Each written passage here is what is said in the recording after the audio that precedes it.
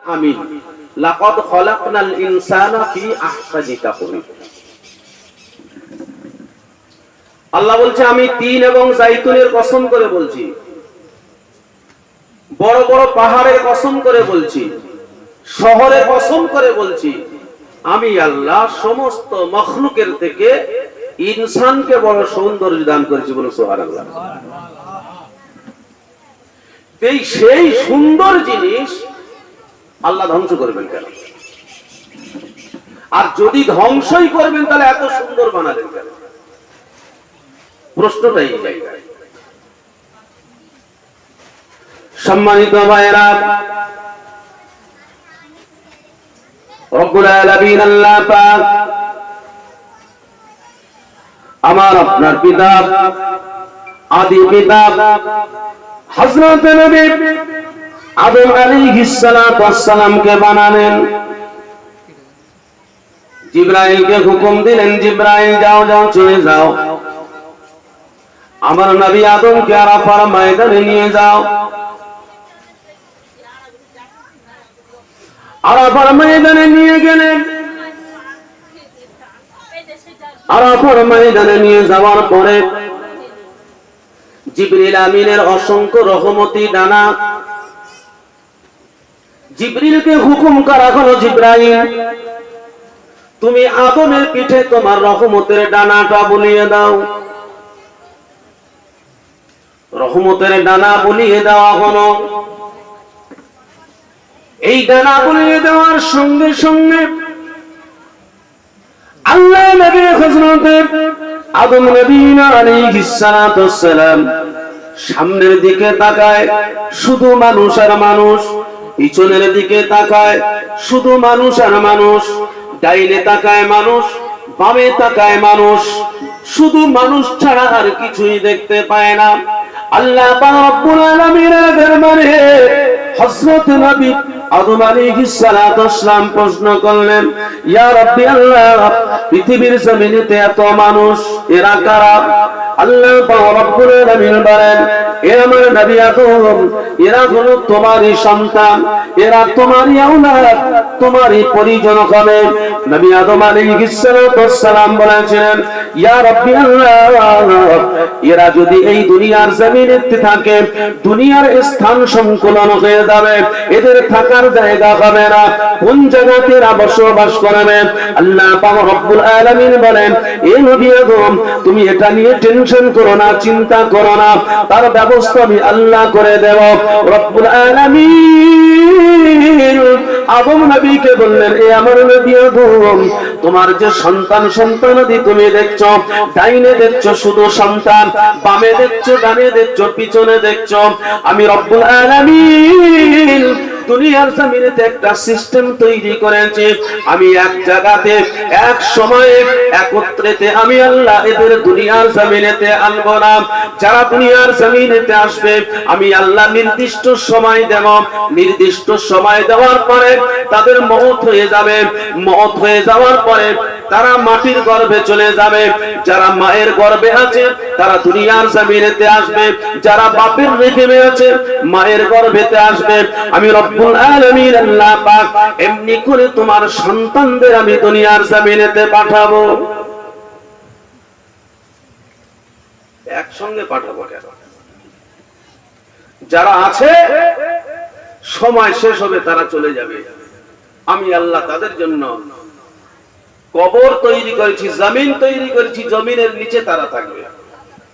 যারা মায়ের গর্ভে আছে তারা জমিনে আসবে। যারা বাপের রেহেমে আছে তারা মায়ের গর্ভে আসবে। আমি রব্বুল আলামিন এইভাবে তাদেরকে এই দুনিয়ার জমিনে পাঠাবো। সম্মানিত মায়েরা, রব্বুল আলামিন আল্লাহ পাক সমস্ত রূহ জগৎকে এক জায়গা করে বলেছিলেন, আলাস্তু বিরাব্বিকুম, আমি কি তোমাদের প্রভু? সেই সময়ে সমস্ত রূহ জগৎ সমস্বরে একসঙ্গে একই আওয়াজে বলেছিলেন আলাস্তু বিরাব্বিকুমের জবাবে সকলে আমরা বলেছিলাম ক্বালু বালা, অবশ্যই আপনি আমাদের প্রভু, আপনি আমাদের খালিক, আপনি আমাদের সৃষ্টিকর্তা। এই যে কথাটা, আপনি আমার প্রভু, আপনি আমার খালেক, আপনি আমার সৃষ্টিকর্তা, আপনি আমার লালন কর্তা, পালন কর্তা, এতেই তো বিচার শেষ। দুনিয়াতে আসার কি দরকার ছিল? এখানেই তো জান্নাত জাহান্নাম ফয়সালা হয়ে যেত। কারণ আল্লাহ মনের অবস্থা জানেন না, আল্লাহ মনের খবর বোঝেন না। সম্মানিত মায়েরা, বিশ্বনবী জনাবে মুহাম্মদুর রাসূলুল্লাহ সাল্লাল্লাহু তাআলা আলাইহি ওয়াসাল্লাম মক্কার জমিন থেকে যখন হিজরত করে মদিনার জমিনে চলে গেলেন, মক্কার জমিনে দাঁড়িয়ে কাবাকে লক্ষ্য করে রাহমাতান লিল আলামিন রোনাজারি করতে লাগলেন। চোখ দিয়ে পানির টসা পড়ে। আল্লাহ রাসূল আল্লাহর নবী কাবাকে লক্ষ্য করে কাঁদতে কাঁদতে বলেছিলেন, এ বাইতুল্লাহ কাবা, আমি রাসূলুল্লাহ সাল্লাল্লাহু তাআলা আলাইহি ওয়াসাল্লাম আমি তোমাকে ছেড়ে মদিনাতে যেতে চাই না, তোমার ছেড়ে আমার মদিনাতে মন চায় না। এ মক্কাতুল মুকাররমা আমার জন্মভূমি ছেড়ে আমি বিশ্বনবী রাহমাতাল লিল আলামিন মদিনাতে যাব, এটা আমি রাসূলুল্লাহর ইচ্ছা নয়।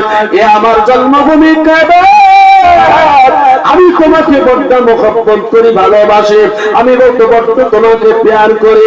তোমার ছেড়ে যেতে আমার মন চায় না, তোমার ছেড়ে যেতে আমার ইচ্ছা হয় না। কিন্তু না, মক্কার কুফফারদের অত্যাচারে আল্লাহ পাকের হুকুম, আল্লাহ পাকের আদেশ পালনার্থে এ কাবা বাইতুল্লাহ আমি আপনাকে কাবা বা মক্কাতুল মুকাররমাতে রেখে দিয়ে আমি আল্লাহর আদেশ পালন করার জন্য আমি মদিনাতে চলে যাই। এ বাবাজিরা, মায়েরা, বোনেরা, আল্লাহ রাসূলুল্লাহর হাবিব মদিনাতুল মুনাওয়ারাতে চলে গেলেন। মদিনাতুল মুনাওয়ারাতে গিয়ে তখনকার কাবা ছিল আপনার বাইতুল মুকাদ্দাস জেরুজালেম। ওই জেরুজালেমের দিকে বিশ্ব নবী রাহমাতাল লিল আলামিন কাবা বানিয়ে নামাজের নিয়ত করলেন। নামাজের নিয়ত করে আল্লাহ রাসূলুল্লাহর হাবিব আসমানের দিকে তাকায় আর মনে মনে ধারণা করে, কদ নারা তাকাল্লুবা ওয়াজহিকা ফিস সামাই ফালানুওয়াল্লিয়াকা কিবলাতান তারদাহা ফাওয়াল্লি ওয়াজহাকা শাতরাল মাসজিদিল হারাম। আল্লাহ রাসূল আসমানের দিকে তাকাচ্ছেন, মনের একটা ইচ্ছা, মনের একটা চাহিদা, মনের একটা খাহেশাত তিনি মনের মধ্যে পুষে রেখেছেন আর নামাজরত অবস্থায় আসমানের দিকে তাকাচ্ছেন। আল্লাহ রাব্বুল আলামিন তার রাসূলের মনের ব্যথা বুঝতে পারলেন, তার রাসূলের মনের ব্যথাটা অনুভব করলেন। আল্লাহ পাক রব্বুল আলামিন জিবরিল আমিনকে পাঠিয়ে দিলেন, এ জিবরাইল যাও যাও চলে যাও আমার রাসূলুল্লাহকে গিয়ে জানিয়ে দাও আমি আল্লাহ পাক আল্লাহ তাআলা আমার রাসূলকে সন্তুষ্ট করতে চাই, আমার রাসূলকে খুশি করতে চাই, আমার রাসূলকে রাজি করতে চাই। কারণ আমার রাসূল খুশি তো আমি খুশি, আমার রাসূল রাজি তো আমি রাজি। এ জিবরাইল মক্কার জমিন ত্যাগ করে আমার রাসূল মদিনার জমিনে চলে গেছেন। মদিনার জমিনে গিয়ে বাইতুল মুকাদ্দাসকে কিবলা করে আমার রাসূল নামাজ পড়ে, কিন্তু তার মনটা পড়ে আছে বাইতুল মুকাদ্দাসে নয়, তার মনটা পড়ে আছে কাবা বাইতুল্লাহতে মসজিদুল হারামে। এ জিবরাইল যাও যাও চলে যাও আমার রাসূলের মনে এই পরিকল্পনা, আমার রাসূলের মনে এই ব্যথা। আল্লাহ পাক যদি বাইতুল্লাহ শরীফটা আমি রাসূলুল্লাহর জন্য কাবা বানিয়ে দিত, আমি রাসূলুল্লাহ বড় খুশি হয়ে যেতাম। এ জিবরাইল যাও যাও চলে যাও, আমি রব্বুল আলামিন আল্লাহ পাক আমার রাসূলের মনের খাহিশাতকে পূরণ করার জন্য আমি আল্লাহ পাক আল্লাহ তাআলা বাইতুল্লাহটা মুসলমানের জন্য আজকে থেকে আমার রাসূলের জন্য কাবা হিসাবে কবুল করে নিলাম। আল্লাহ মনের ব্যথা, মনের কথা আল্লাহ জানে। সেদিনে যদি এই কলু বালা এই কথার উপর ভিত্তি করে আল্লাহ চাইলে জান্নাতীকে জান্নাত দিতেন, জাহান্নামীকে জাহান্নাম দিতেন। কিন্তু সেদিন এই একটা কথা আপনিও বললেন কলু বালা, আমিও বললাম কলু বালা, আপনাকে দিল জান্নাত, আমাকে দিল জাহান্নাম। প্রশ্ন তো একটাই, যে কথা একটা, কিন্তু দুজন দু জায়গাতে গেল কেন? আল্লাহ পাক রব্বুল আলামিন বলেন, আমি রব্বুল আলামিন সেদিন যদি কলু বালা বলার মধ্যে আমি আল্লাহ ফয়সালা করে দিতাম, জান্নাতীকে জান্নাতে দিয়ে দিতাম, জাহান্নামীকে জাহান্নামে দিয়ে দিতাম। আর রব্বুল আলামিন বলেন, ওই জান্নাতীরা আমি রব্বুল আলামিন আমাকে প্রশ্নদিহি করতে হতো, জাহান্নামীরা বলতে থাকতো রব্বুল আলামিন আল্লাহ পাক, আমি বললাম কলু বালা, আমি গেলাম জাহান্নামে, ও বলল কলু বালা, ও যে গেল জান্নাতে, ব্যাপার কি? একই তো কথা। আমার এই কলু বালা বলার জন্য আমি জাহান্নামে গেলাম, আর ও কলু বালা বলার জন্য ও জান্নাতে গেল, কারণ আল্লাহ বলেন, এ পৃথিবীর মানুষ, আমি জান্নাত এবং জাহান্নামটা ওই দিনে নির্দিষ্ট করে দিতে পারতাম, জান্নাতীকে জান্নাতে দিয়ে দিতাম, জাহান্নামীকে জাহান্নামে দিয়ে দিতাম। কিন্তু সেদিন জান্নাত জাহান্নামীরা আমি আল্লাহকে প্রশ্ন করতে, আল্লাহ এক কথা বলার জন্য আমি জাহান্নামে গেলাম, ও জান্নাতে গেল। না না, আমি রব্বুল আলামিন আল্লাহ পাক এই কলু বালার বাস্তব চিত্রটা দেখার জন্য, বাস্তবটা আমি উপলব্ধি করার জন্য আমি রব্বুল আলামিন আল্লাহ পাক দুনিয়ার জমিনেতে তাদেরকে পাঠিয়েছে। আল্লাযী খালাকাল মাউতা ওয়াল হায়াত লিয়াবলুয়াকুম আইয়ুকুম আহসানু আমালা। আমি হায়াতের পরে নির্দিষ্ট টাইমে তাদের জন্য মওত রেখেছি, নির্দিষ্ট সময় যখন শেষ হয়ে যাবে, মৃত্যু নামে বস্তু আমি আল্লাহ তাদের জন্য নির্দিষ্ট করেছি। মালাকুল মওত তাদের কাছে যাবে, মৃত্যু তাদেরকে আলিঙ্গন করবে, আমি আল্লাহর দরবারে তাদেরকে আসতে হবে। এই হায়াতের সময়টার মধ্যে দিয়ে আমি আল্লাহ তাদেরকে পরীক্ষা করতে চাই, এই কলু বালার বাস্তব রূপটা, বাস্তব চিত্রটা দুনিয়ার জমিনেতে তারা কতটা ফুটিয়ে তুলতে পেরেছে, আমি আল্লাহর একত্ববাদ কতটা স্বীকার করেছে, আমি আল্লাহর কতটা নাফরমানি করেছে, আমি আল্লাহর কতটা ইবাদত বান্দাগি করেছে, আমি আল্লাহর কতটা শুকরগুজার বান্দা বান্দি হতে পেরেছে, আমি আল্লাহ কতটা নাশুকরি করেছে, এটা যাচাই বাছাই করার জন্য আমি আল্লাহ দুনিয়ার জমিনেতে তোমাদের হায়াত দিয়ে দুনিয়ায় পাঠিয়েছি। আল্লাযী খালাকাল মাউতা ওয়াল হায়াত, এটা পরীক্ষা নিরীক্ষা করার জন্য আমি আল্লাহ দুনিয়াতে পাঠিয়েছি। এজন্য আল্লাহ পাক বলছেন, ইয়া আইয়ুহাল্লাযীনা আমানুত্তাকুল্লাহ, হে ঈমানদারেরা, তোমরা যারা আমি আল্লাহকে আল্লাহ বলে মেনে নিয়েছো, তোমরা যারা আমি আল্লাহর একত্ববাদকে স্বীকার করেছো, তোমরা যারা আমি আল্লাহকে খালেক, মালিক, সৃষ্টিকর্তা বলে গ্রহণ করে নিয়েছো, ইয়া আইয়ুহাল্লাযীনা আমানুত্তাকুল্লাহ ওয়াল তানজুর নাফসুম মা কদ্দামাত লিগাদ। তোমরা সেদিনের কথা চিন্তা করো, সে ভয়াবহতা দিনের কথা স্মরণ রাখো, যেদিন আমি আল্লাহ আমার আদালতের কাঠগড়াতে তোমাদের দাঁড়াতে হবে।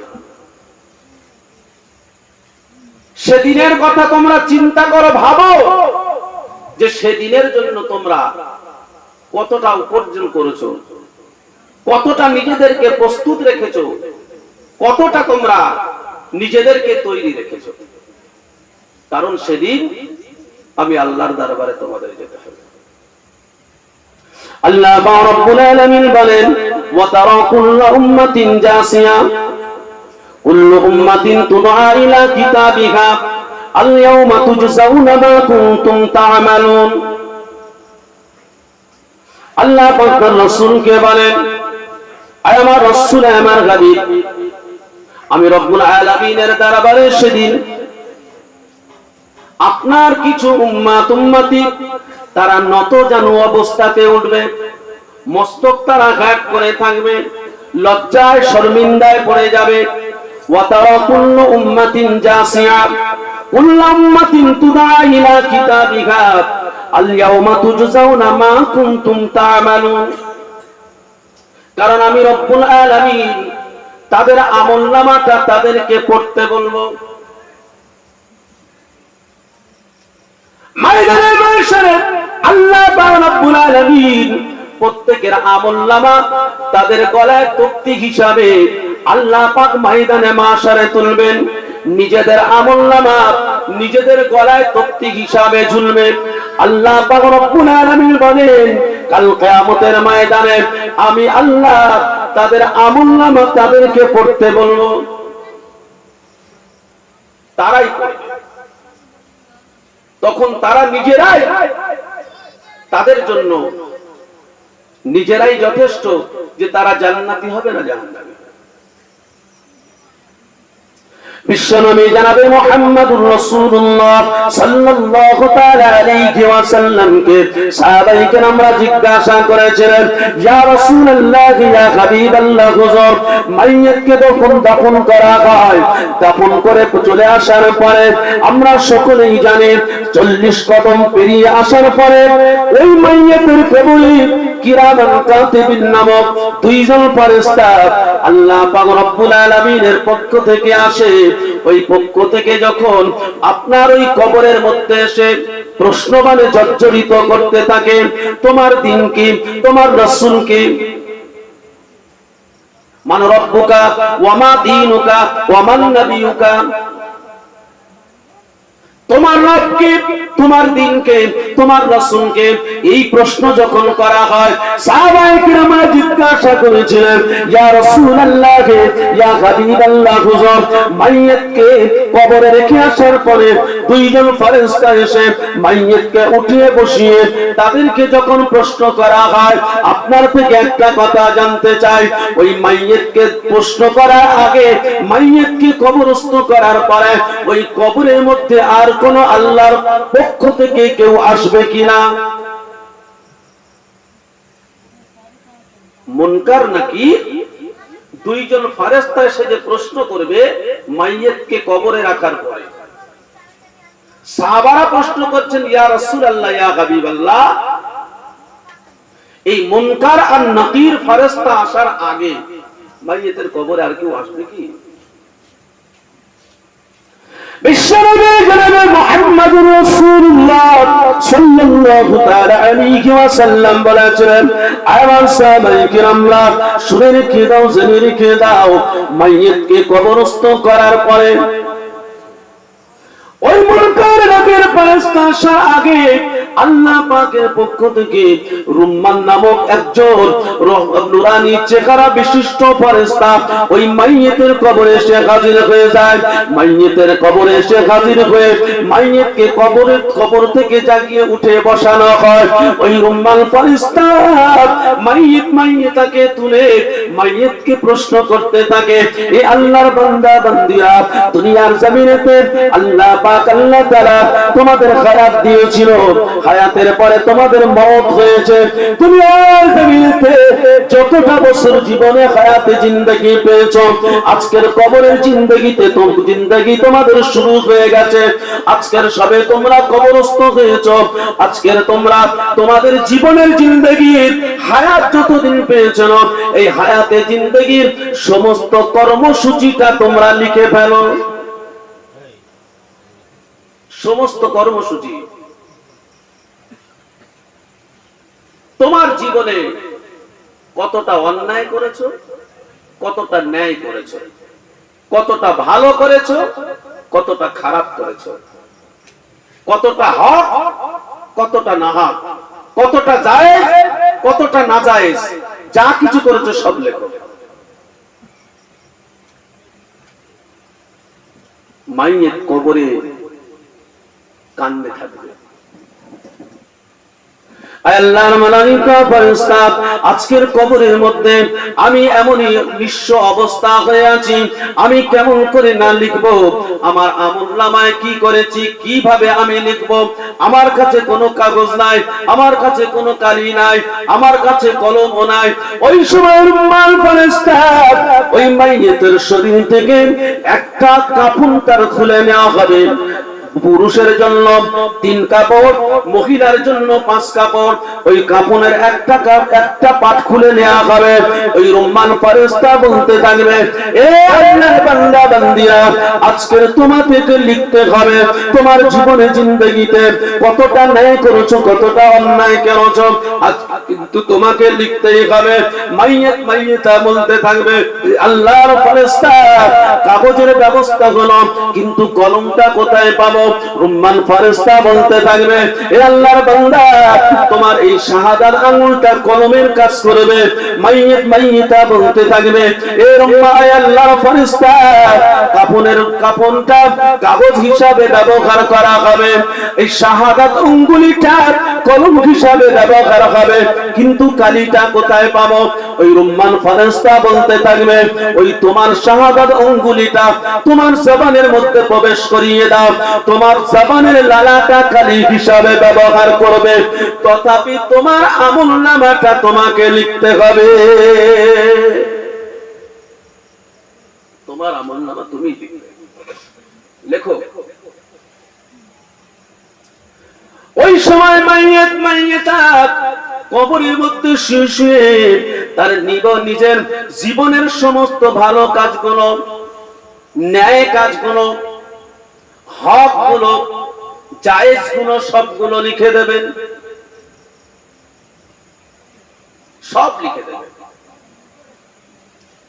কারণ আল্লাহ পাক খুব ভালোই জানেন যে মানুষ এত বড় ধোঁকাবাজ, এত বড় দাগাবাজ, এত বড় দস্যুর, এত বড় চিটিংবাজ। এই জন্য আল্লাহ পাক সমস্ত সিস্টেম তৈরি করে রেখেছেন। সেদিনে কিয়ামতের ময়দানে জাহান্নামীরা, বেনামাজিরা, বেরোজাদাররা, শরিয়ত বিরোধী যারা কাজ করেছে, তারা নিজেদেরকে ঈমানদার বলে দাবি করবে, জান্নাতে যেতে চাইবে। আল্লাহ পাক রব্বুল আলামিন সে ব্যবস্থা তাদের করে রেখেছেন। ওয়াতুকাল্লিমুনা আইদিহিম ওয়া তাশহাদু আরজুলুহুম বিমা কানু ইয়াকসিবুন। রব্বুল আলামিন আল্লাহ পাক বলেন, সেদিনে 2 নম্বরই চলবে না, চিটিংবাজি চলবে না, মুনাফিকি চলবে না, গাদ্দারি চলবে না, মস্তানি চলবে না। আমি রব্বুল আলামিন, আমি আল্লাহ পাক আল্লাহ তাআলা তাদের জবানটাকে মোহর মেরে দেব, তাদের অঙ্গ প্রত্যঙ্গ, তাদের তাদের জন্য পক্ষ এবং বিপক্ষ হয়ে আমি আল্লাহর আদালতে তারা সাক্ষী দিয়ে দেবে। তাদের দরকার হবে না, তাদের জবানের কথা বিশ্বাস করা হবে না। আমি আল্লাহ তাদের মুখে মোহর মেরে দেব, তাদের অঙ্গ প্রত্যঙ্গ আমি আল্লাহর আদালতে তারা সাক্ষী দেবে আমি কি করেছি। রুম্মান ফেরেশতা মাইয়িতাকে তুলে যখন লিখতে বলা হবে, মাইয়িতা ওই সময় নিজের আমলের কৃতকর্মটা, ন্যায়টা, অন্যায়টা, আপনার ভালো আমলটা তারা লিখে ফেলবে, কিন্তু অন্যায় আমলগুলো লিখতে চাইবে না। ওই সময় রুম্মান ফেরেশতা রাগম্বিত হয়ে মাথা উদ্ধৃত হবে। ওই সময় মাইয়িত ভীত সন্তুষ্ট হয়ে বলতে থাকবে, এ আল্লাহর ফেরেশতা, আপনি আমাকে মারবেন না, ধমক দেবেন না, আমার জীবনের সবটাই লিখে দেব। তার জীবনের সবটাই লিখে দেবে। সমস্ত কিছু লিখে দেওয়ার পরে ওই সময় ওই রুম্মান ফেরেশতাটা আমাদের আমলনামা একটা তক্তি করে আল্লাহ পাকের পক্ষ থেকে আমার আপনার গলাতে ঝুলিয়ে দেবে। আল্লাহ পাক কোরআনুল কারীমের মধ্যে ঘোষণা করছেন, ওয়া কুল্লু ইনসানু আলজামনাহু তাইরাহু ফি উনুকি। আল্লাহ পাক রব্বুল আলামিন বলেন, আমি আল্লাহ পাক আল্লাহ তাআলা তাদের আমলনামা তাদের গলাতে তক্তি হিসাবে ঝুলিয়ে দেব।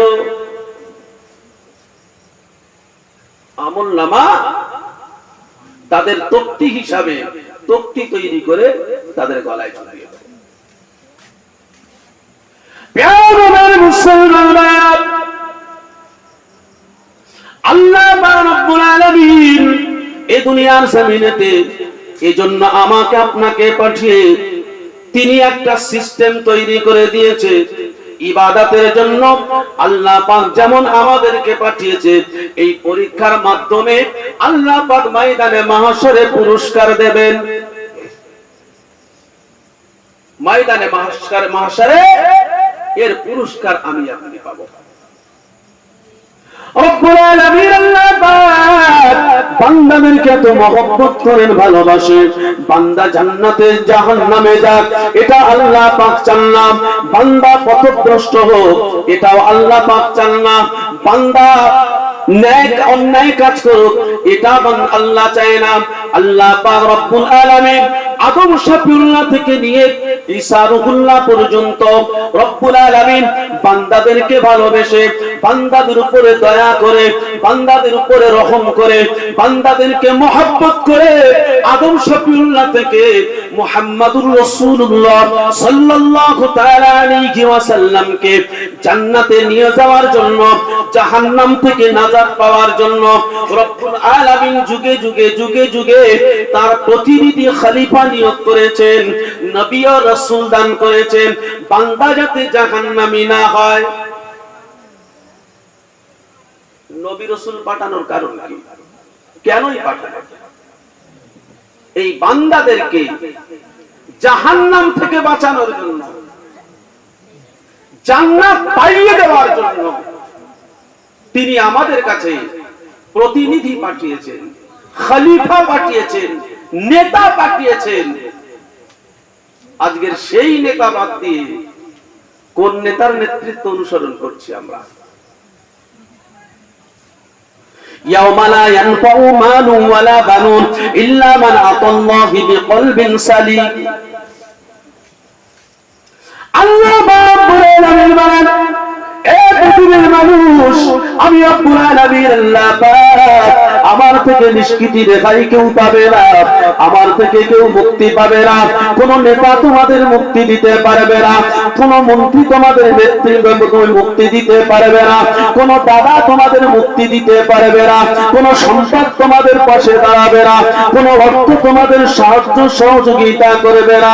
আল্লাহ পাক রব্বুল আলামিন কোরআনুল কারীমের মধ্যে ঘোষণা করলেন, আমি রব্বুল আলামিন আল্লাহ পাক আমার কাছে মুক্তি পাওয়ার জন্য, আমার থেকে রেহাই পাওয়ার জন্য তোমাদের সুস্থ অন্তঃকরণের প্রয়োজন, তোমাদের সুস্থ দিলের প্রয়োজন। তোমাদের এই সুস্থ অন্তঃকরণ নিয়ে আমি আল্লাহর দরবারে যারা যাবে তারা ছাড়া কেউ নিষ্কৃতি পাবে না। এই পৃথিবীর মানুষ, আল্লাহ রব্বুল আলামিন আমাদেরকে সঠিক সরল রাস্তা দেখানোর জন্য, ইহদিনাস সিরাতাল মুস্তাকিমের রাস্তা পাওয়ানোর জন্য আদম শফিউল্লাহ থেকে মুহাম্মাদুর রাসূলুল্লাহ সাল্লাল্লাহু তাআলা আলাইহি ওয়াসাল্লাম পর্যন্ত तमाम পৃথিবীতে যুগে যুগে গোত্রে গোত্রে সময়ে সময়ে দুনিয়ার জমিনেতে নবী ও রাসূল পাঠিয়েছেন। আজকে আমরা বড় সৌভাগ্যবান, রব্বুল আলামিন আল্লাহ পাকের পক্ষ থেকে সব থেকে সমস্ত নবীদের সরদার, সমস্ত রাসূলদের নাম রাসূল আল্লাহ পাক রব্বুল আলামিন মুহাম্মাদুর রাসূলুল্লাহ সাল্লাল্লাহু তাআলা আলাইহি ওয়াসাল্লামকে আমার আপনার নেতা বানিয়েছেন, আমার আপনার প্রতিনিধি বানিয়েছেন, আমার আপনার জন্য রাহমাতাল লিল আলামিন করে পাঠিয়েছেন। বলুন সুবহানাল্লাহ।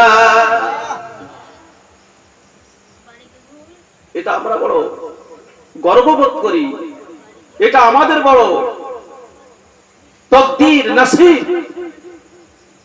আর সেই নেতার নেতৃত্ব ছেড়ে দিয়ে সেই নেতাকে অনুসরণ না করে আমরা কাকে অনুসরণ করছি? কার নেতৃত্ব নিয়ে দৌড়াদৌড়ি ছোটাছুটি করছি? বিশ্বনবী জনাবে মুহাম্মদুর রাসূলুল্লাহ সাল্লাল্লাহু তাআলা আলাইহি ওয়াসাল্লাম মক্কার জমিনে দাঁড়িয়ে বলেছিলেন, এ মক্কা কুফারে মক্কা, এ মক্কাবাসী বলাম, আমি রাসূলুল্লাহ সাল্লাল্লাহু তাআলা আলাইহি ওয়াসাল্লাম আল্লাহ পাকের পক্ষ থেকে আমাকে নেতৃত্ব দান করা হয়েছে, আমাকে খিলাফতি দান করা হয়েছে। তোমাদের জন্য আল্লাহ পাক আল্লাহ তাআলা আমাকে রাহমাতাল লিল আলামিন করে পাঠিয়েছে, আমাকে রাসূল বলে পাঠিয়েছে, আমাকে নেতৃত্ব দেওয়ার জন্য পাঠিয়েছে। আমি রাসূলুল্লাহ সাল্লাল্লাহু তাআলা আলাইহি ওয়াসাল্লাম, তোমরা আমার নেতৃত্ব গ্রহণ করে নাও, আমার নেতৃত্বটা স্বীকার করে নাও, আমার নেতৃত্বটা তোমরা কবুল করে নাও, আমাকে সাহায্য করো, আমাকে সহযোগিতা করো, আমাকে নেতা বলে তোমরা মেনে নাও।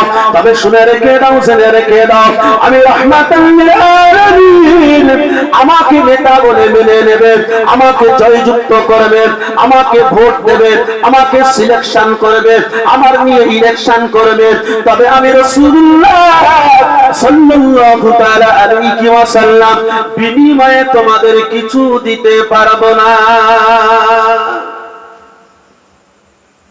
আমি কিছু বিনিময়ে দিতে পারবো না, আমাকে নেতা মানা, বিনিময় দেব না, কারণ আমার বিনিময় দেওয়ার মতো সামর্থ্য নেই। বর্তমান সময়ে বিনিময় দিতে দিয়ে আমাদের ঈমানটাও বিনিময়ে বিক্রি করে দিই। বর্তমান রাজনৈতিকের যে প্রভাব, যেভাবে আমরা রাজনীতি করি, এই রাজনীতিতে বিনিময় দিতে গিয়ে আমাদের ঈমানটাও বিনিময় করে দিই। একটা পার্টি এসে বললো ভোটটা আমারে দেবে, 1000 টাকা দেবো। আরেকটা পার্টি এসে বললো ভোটটা যদি আমারে দাও তোমার 1500 টাকা দেবো। আরেকজন এসে বললো ভোটটা যদি আমাকে দাও তোমার বাড়ি পর্যন্ত ঢালাই রাস্তা করে দেব। আরেকজন এসে বললো ভোটটা যদি তুমি আমাকে দাও তোমার বাড়ির কর্নার পর্যন্ত ইলেকট্রিক পোস্ট দিয়ে দেব। আরেকজন এসে বললো ভোটটা যদি আমাকে দাও